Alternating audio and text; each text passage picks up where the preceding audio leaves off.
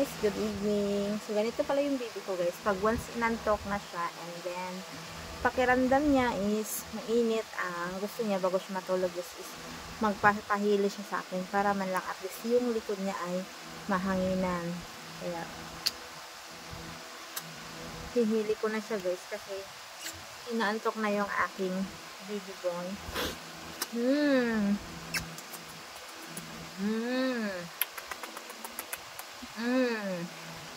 Inaantok na si Prince Daniel. Gusto na niya matulog guys.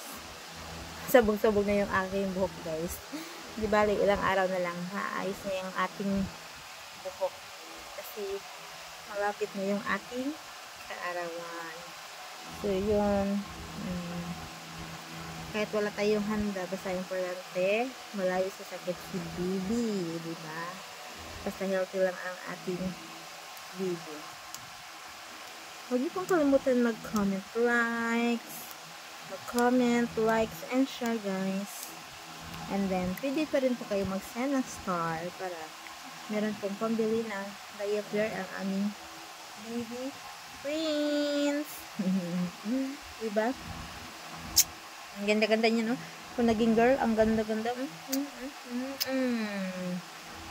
Kasi, baby boy naman. Good boy naman. Good boy naman. Pakitita ito eh. Pakitita. Pakitito.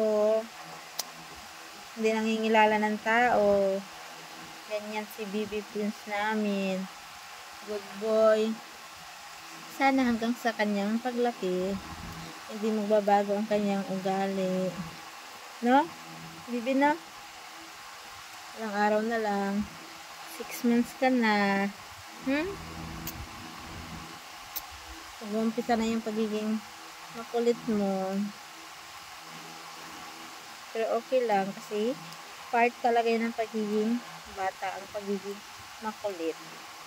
Mas maganda na yung makulit, hyper, kasi alam natin na healthy at hindi sakitin si baby kaysa yung matamlay yung baby. Mas lalo kang mamroblema. Kaya, magpasalamat tayo sa Panginoon dahil binigyan niya tayo ng malusog at healthy na baby. Katulad nito ni Prince Daniel. Seryoso. Hindi ko alam sa nakatingin. Nakikinig siya. Kasi tumatawa siya.